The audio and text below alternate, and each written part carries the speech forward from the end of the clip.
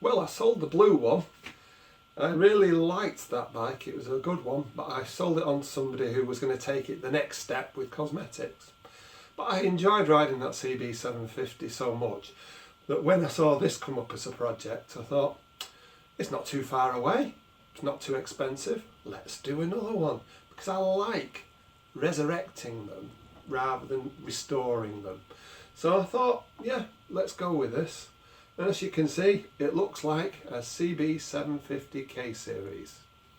Now, it's like anything. You get it home, you start looking.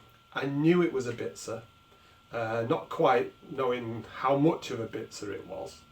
The price was good enough for what it was. You know, it wasn't the ultimate bargain, but it wasn't overly expensive.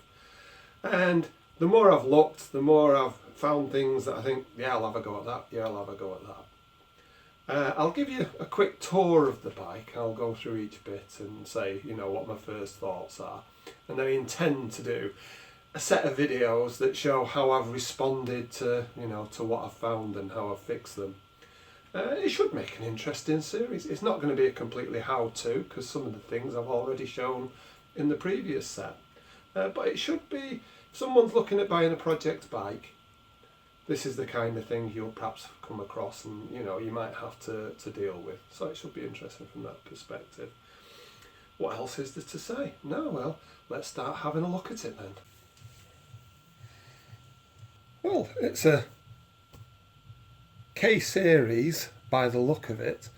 I do know that the frame number is for the very early F Supersport type bike. So, yeah, that's why I knew it was a Bitsa. And looking at it, someone's had an interesting time with the stripe. It looks like they've put them on totally the wrong side. However, the paint underneath is really good. The stripe isn't covered in clear lacquer, so that's going to be fine to get it out. The seat, well, that's really you know, a nice looking seat, but wrong for this bike altogether. It looks like it's got an earlier badge, the little symbol underneath, but I'm not sure about that. I'm not an expert. Looking at the engine, I can see it's been painted, and actually not badly painted looking at it. It's got the wrong carburetors, because they're definitely from a later one, a K7 or something, and I think the engine's about a K5. The exhaust, well, the exhaust, I won't say any more. I'll probably go back to the slash cut one that I've still got. There's quite a few bits that look okay. Shock absorbers look fine. So, let's see what else we can see. Looking at this side, again, you know, nothing much more to say. Looking at the exhaust, I can see the tips missing off the one on the other side. Kicks over, so it's not seized. It's got some plugs in it, so it feels like it's got a bit of compression. The tyres are, you know, 40 years old, so I think they'll need to be changed. I have to have a look in a little bit more detail now. You can see what I mean about the stripes at the moment. They've definitely been put on the wrong way. The front end doesn't look too bad though, so, you know, there's gaiters on it. You can see some wiring hanging out. A bit that made me laugh out loud though was when I got down here and looking at the brakes. Someone's been drilling holes, and they gave up very quickly, it would appear. I was told that the clocks weren't off this bike, and I've got a set of clocks that are supposedly with the engine that show about 17,000 miles. I could see straight away though that the red line being at 9,500 was a bit high for this engine. They're usually about 8, maybe 8.5. Looking at the light for the idiot lights, they definitely appear to be from a K4-ish, K2-ish, something like that. Definitely not from the later ones. The good thing is, the tank is definitely not rusty inside. It actually looks in quite good nick. You can't see through there, I should have got a torch. There you go.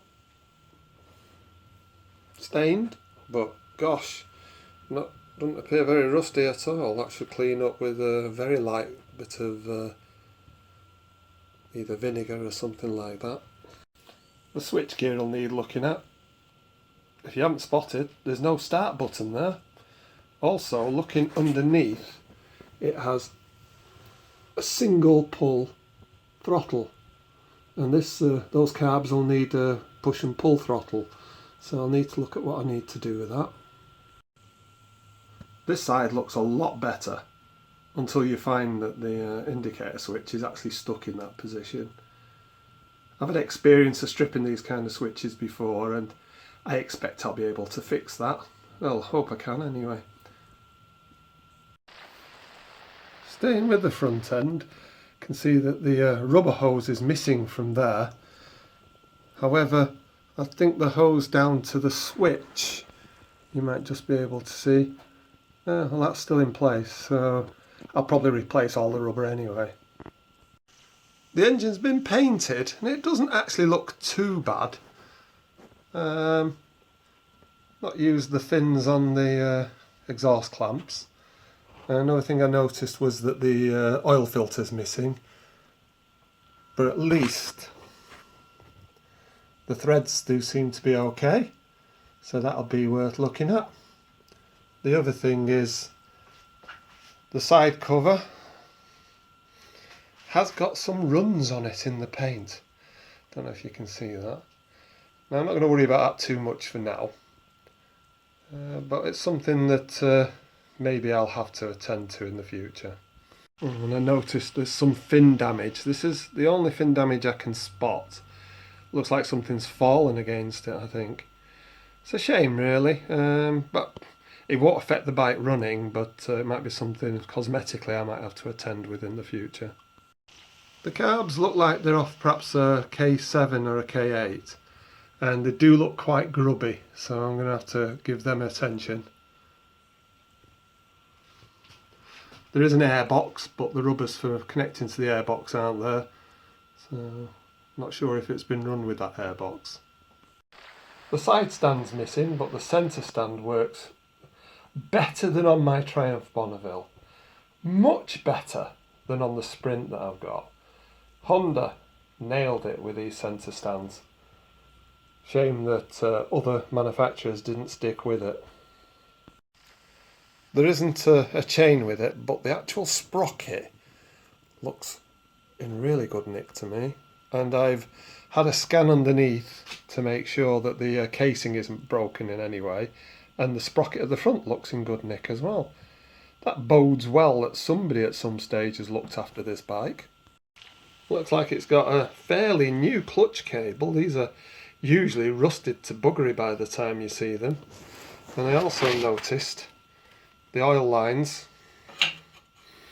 need connecting up, yeah, so I'll have to clean the tank first anyway. I'm not sure if the blue tape is a racing mod. I think that matches with the cable tie holding up the brake pedal. Well, and here's the bit that's going to get really interesting. Look, no brake light switch. Let's have a look under the seat.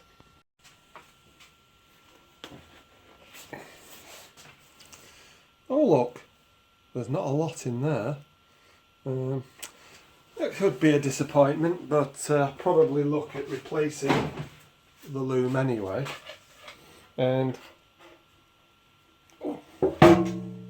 hope I didn't scratch it then. Doesn't look too bad actually. The paintwork seems, yeah, in reasonable fettle. No, battery tray and all of the electric gubbins are all missing. Wires for the rear lights look okay. And the rear light looks fine. And what a great registration number. I'm sure there must be somebody who'd love to buy that.